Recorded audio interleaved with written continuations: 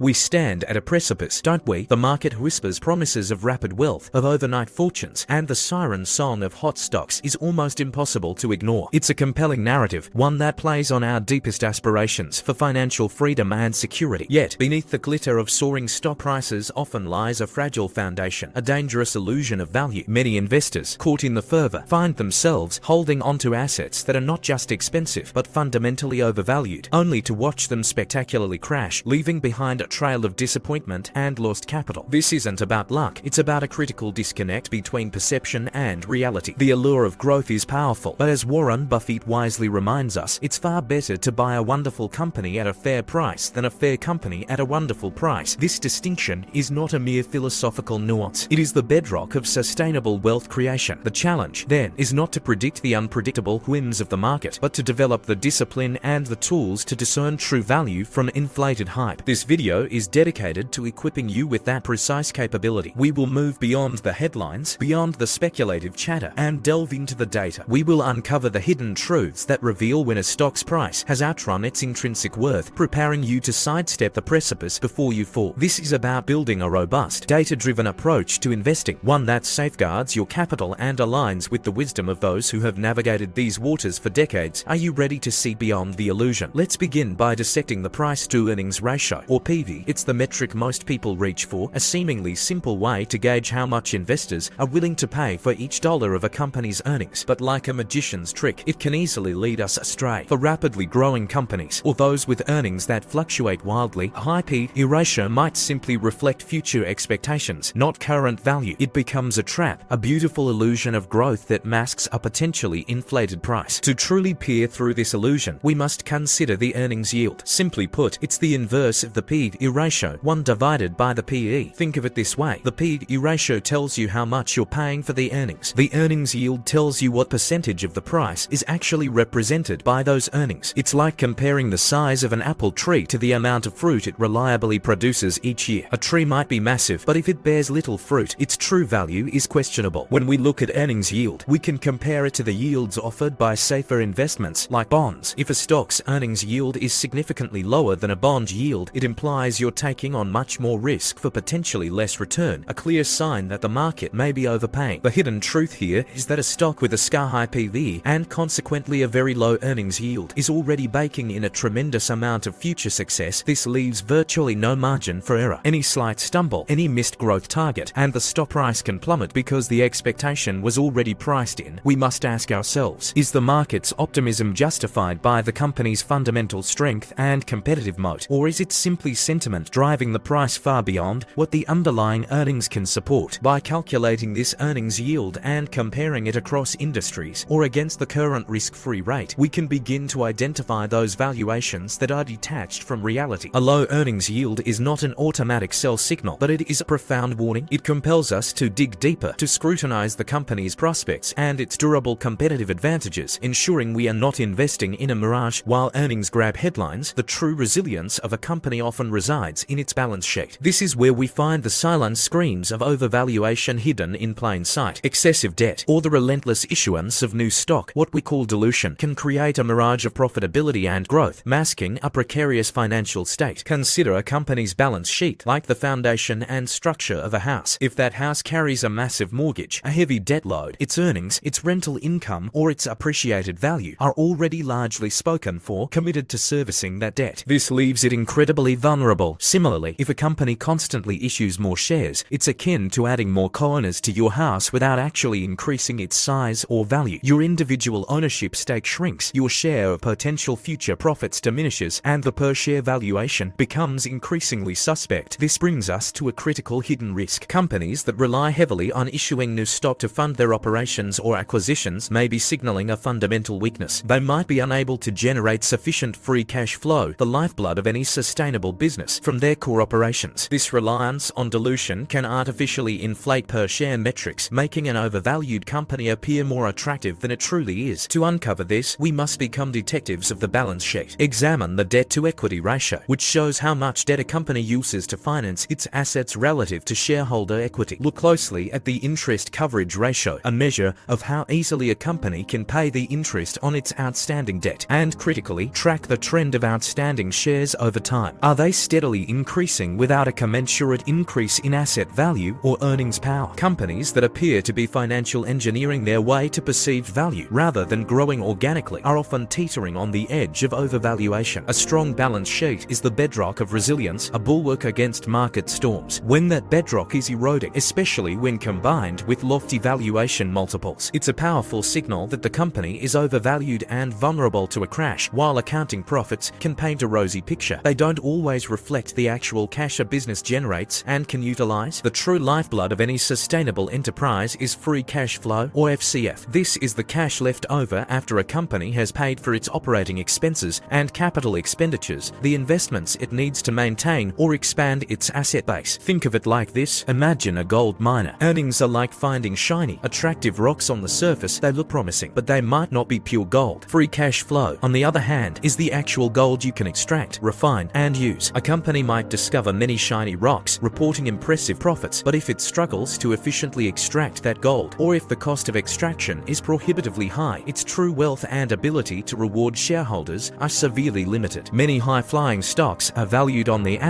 promise of future earnings, a projection of what they might achieve. But if a company consistently fails to generate robust, growing free cash flow, that promise often remains just that, promise, not a guarantee. This is where the deception lies. The market, caught up in the narrative of potential, can push prices skyward, disconnected from the tangible reality of cash generation. To uncover this, we must look at how free cash flow is calculated. Take the cash generated from operations and subtract the capital expenditures necessary to keep the business running. Then, analyze its growth trend. Is FCF growing in line with revenue and earnings, or is it lagging behind? A price to FCF ratio can often be a more reliable valuation metric than P/E because it's harder to manipulate and reflects the real cash-generating power. Sustainable value creation doesn't come from accounting entries. It comes from actual, usable cash. When a stock's price moves far ahead of its free cash flow growth, it's a powerful, data-driven signal that overvaluation is present and a correction is likely on the horizon. We've explored the financial metrics, but now we must confront a force just as potent, if not more so, in driving stock prices beyond their intrinsic worth. Human psychology, the allure of hot or popular stocks, is undeniable, fueled by a potent cocktail of FOMO, the fear of missing out, and the deeply ingrained tendency for herd mentality. These emotional drivers often steer investment decisions away from the cold, hard data we've been discussing. Our minds are susceptible to a host of cognitive biases that make us vulnerable. Consider the availability heuristic. We tend to overestimate the importance of information that is readily available to us, like the constant stream of positive news surrounding a trending stock. This is compounded by confirmation bias, where we actively seek out information that supports our existing beliefs, conveniently ignoring any red flags that might suggest the stock is actually overvalued. These biases create a feedback loop, reinforcing our desire to buy into the hype, even when the data suggests otherwise. The myth that market sentiment dictates true value is a dangerous one. Think of it like a fleeting fashion trend. A particular style might become incredibly popular, driving up the demand and price for related clothing. But does that popularity translate into timeless value? Rarely. When the trend fades, the prices collapse. Similarly, a stock can be incredibly popular, its price soaring on waves of enthusiasm, but its underlying intrinsic value may be far lower. The market sentiment is a fickle guide, a temporary phenomenon. To break this cycle, we must cultivate an analytical skeptic mindset. This means actively questioning the prevailing narrative. When a stock is getting a lot of attention, pause, scrutinize the data behind the hype. Focus on the company's underlying economics, its competitive advantages, and its true value, not just its current popularity. This might mean investing in less exciting companies, those that quietly go about their business delivering real value. True, sustainable investment success often lies not in following the crowd, but in courageous, data-backed contrarian thinking. When the data suggests a disconnect, even if the crowd is cheering, it's time to listen to the numbers. We've journeyed through data-driven metrics and psychological pitfalls. Now, let's return to a principle as fundamental and enduring as any financial equation: Benjamin Graham's concept of the margin of safety. In the face of today's often hype-driven and volatile markets, this principle is not merely a discount to intrinsic value. It is a vital buffer, a protective shield against the unforeseen risks and inevitable errors in valuation that plague even the most diligent investors. Imagine constructing a bridge. Engineers don't design it to withstand precisely the maximum expected load under ideal conditions. Instead, they build in a significant buffer, a substantial capacity to handle unexpected stresses, heavier loads, or unforeseen environmental factors. This built-in reserve is their margin of safety. In investing, our margin of safety serves the same purpose. It's the cushion we create between the price we pay for an asset and our conservative estimate of its true underlying worth. The hidden cost of buying stocks at peak valuations, even when those prices are seemingly justified by ambitious growth projections, is the near complete erosion of this margin of safety. When there's no buffer, a slight miss in growth targets, a minor shift in market sentiment, or an unexpected economic shock can send the stock price tumbling down with brutal force. To apply this practically, we must diligently estimate a company's intrinsic value. This involves using multiple valuation methods, perhaps discounted cash flow, comparable company analysis, or asset-based valuations, and then applying a significant discount. This discount, our margin of safety, will vary by industry and the stability of the company, but its purpose is constant: to protect us from overpaying. The most reliable way to avoid the painful crash of an overvalued stock is to proactively purchase assets where a substantial gap exists between their market price and their estimated true worth. This disciplined approach, rather than trying to time the market's volatile swings, is the true hallmark of sustainable wealth building. We've navigated the treacherous waters of market hype, armed with the compass of data-driven analysis. Throughout our discussion, 3 core methods have emerged as your steadfast guides. First, looking beyond the simple P/E ratio to the insightful earnings yield, understanding what percentage of your investment is truly represented by the company's earning power. Second, we delved into the silent screams of the balance sheet, scrutinizing debt levels and the insidious creep of dilution, which can mask a company's true financial health. And third, we focused on free cash flow, the tangible lifeblood of any business, distinguishing it from mere accounting profits and recognizing its critical role in sustainable value creation. But these numbers, as powerful as they are